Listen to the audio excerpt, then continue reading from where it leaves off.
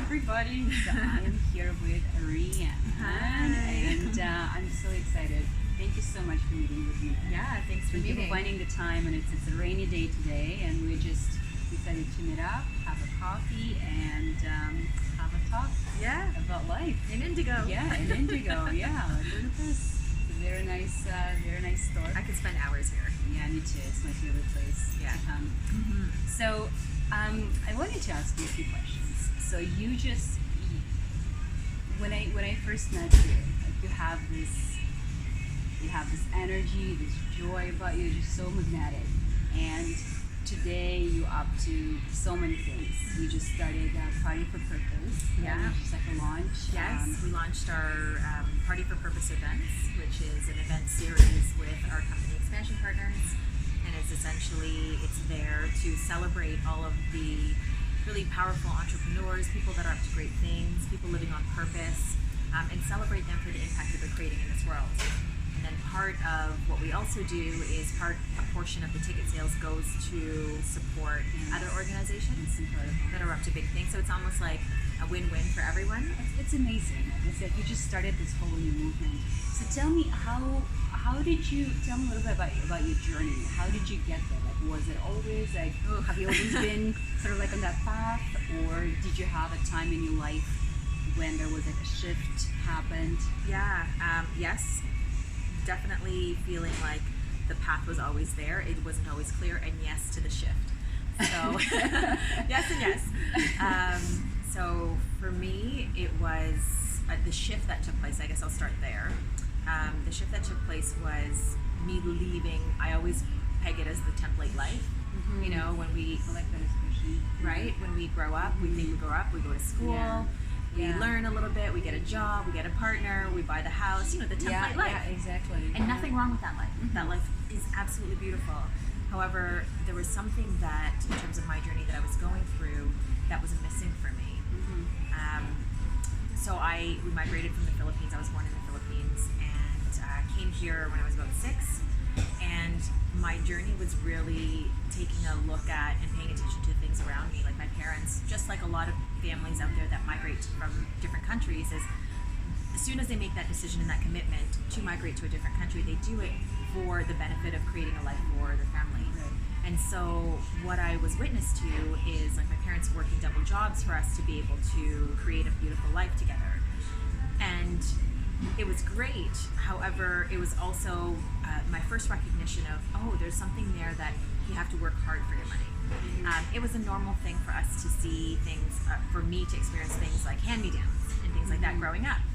And it wasn't a big deal for me. I was just like, amazing. I'm getting all these different new experiences. My first indication that something was different, however, was when I entered into the school system. And entered into the school system and seeing various different people and kids, or rather kids, come with different lunch bags or, different supplies. And that's when I began to put the connection that, hey, maybe things are different for us. Mm-hmm. And I began to, how that translated in my life growing up was thinking that I needed to create a sense of independence for myself, where I needed to take care of myself because I wanted to get into a position where I could take care of myself, but in addition to that, take care of everybody else as well. Mm-hmm. Now, what that created and formulated in my mind was having to take action and just do, mm-hmm. and not necessarily pay attention to what brought me joy. Mm-hmm. And so that really was the beginning of my journey going into this template life. And I found myself in my early 20s doing what I thought I was supposed to do. Mm-hmm. Working the job I thought I was supposed to work. Buying the house that I thought I was supposed to buy. And, there was something, and having the partner that I thought I was supposed to have. And there was something missing about that for me, which was exactly that, tapping into my joy. And it wasn't just, even the depression I was going through or the anxiety that I was going through wasn't enough for me to shake things up. And it actually took a huge shift in the universe for me to wake up. Mm-hmm. And so back in 2013, I got, which seemed like it happened in the course of like a month, I got laid off from my job. I broke up from my partner, walked away from my house. I couldn't move back in because we were getting it ready from tenants. And then I get into not one car accident, but 2 car accidents, back to back, losing my car, damaging the rental. So if that wasn't a clear sign that, hey, things have got to be different, I don't know what is. So I remember at that time, my family members and friends were just telling me, you'll be okay, just get another job. And I really had this calling, this huge urge for me to just do nothing. You just reminded me. For some reason, I just rewatched Fight Club a couple of days ago, and I don't know if you remember that moment when he had his condo burned down, and then his other Tyler Durden, is that he's ultra hero. He said it's only when you lose everything you're free to do anything. Yes. So that was kind of like your story as well. Yeah, and it's interesting that you say that, because I always say, in order for me to have generated everything, I had to start from nothing. And we were just talking about that earlier, right? Yeah, it's just like there's power in that. Yeah. There's power in emptying your cup so that you can fill it and then serve from the overflow, but continue to empty it so that you can continue to recreate. Right. And I think the unfortunate moments in life is when we think that our cup is so full that we know it all. Yeah. Because I continue to discover as I continue to journey that, oh my gosh, there's so much I don't know. But yeah, to circle back to your question as to that shift and where did that joy come from? It was from doing the nothing. It was from connecting back to source, and all I wanted to do at that time was walk through the forest, meditate, do yoga, like do nothing in terms of take action, but just go within, because I didn't take the time to go within. So can you tell me something? I'm always very curious, because a lot of people have certain hardships, right, in their lives, and they just kind of like they go back, or like whatever that is. But for you to get to the point where you're at, what do you think contributed to actually making that shift possible, to just turn everything around? Like, was it like one particular activity or thing that you did, or a person, or was it just a combination of? I think the catalyst or the gateway for me to make a shift in my paradigm, in my way of thinking, and in my world was definitely that shift that occurred in my life. However, I can't attribute just one thing that is the only sole reason as to, well, with the exception of us being gods and goddesses, with us being source, I can attribute to that. However, in this life experience, I value so much being, and we were talking about this earlier, in this physical body as our spirit self.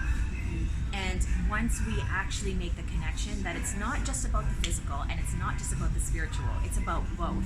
And once we make that connection to integrate and harmonize the two together, that really is the catalyst that is almost like the engine to creation.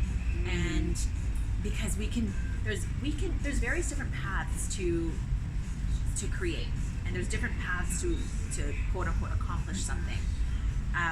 We can do it completely solely physical in a linear way. If I go from point A, I'll get to Z and do it. Or we can also appreciate that, hey, if perhaps I don't stick to the plan and I veer off a little bit here and a little bit there from time to time, there's also a way to get to that path eventually. And there's no one right or wrong way. However, I continue to believe that the way I continue to be supported and be inspired is that connection to source. And that continues to support the alignment in my life, whether it's alignment in friends, whether in relationships, in health, in mindset. It's been that. So teachers in my life always show up, right? And I believe that we're all students and teachers all at the same time. Yeah. Always. I really liked one of the posts that you that I read.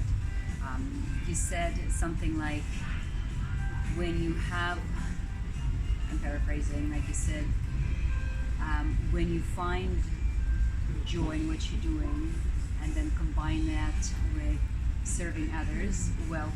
The wealth equation. Yeah. So can you elaborate on that? So with our lodge, we continue to be a stand for affluence as a way of being.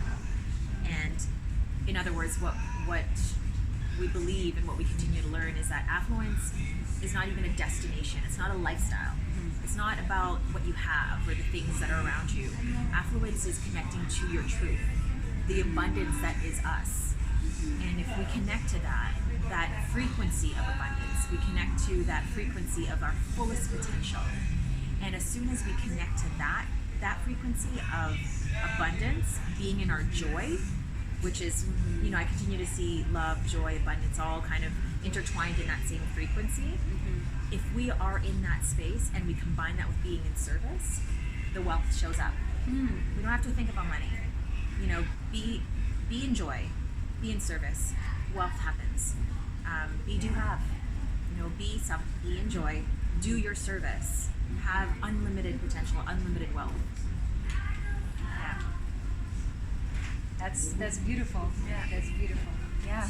And it's a constant learning for me. Like I said, I just feel like, oh my gosh, every year I get older, I'm like, I don't know anything. I know very little. Because there's so much. And that's, I think, an indication for us to recognize that there's so much. And even that in that so much is already an indication that we are abundant.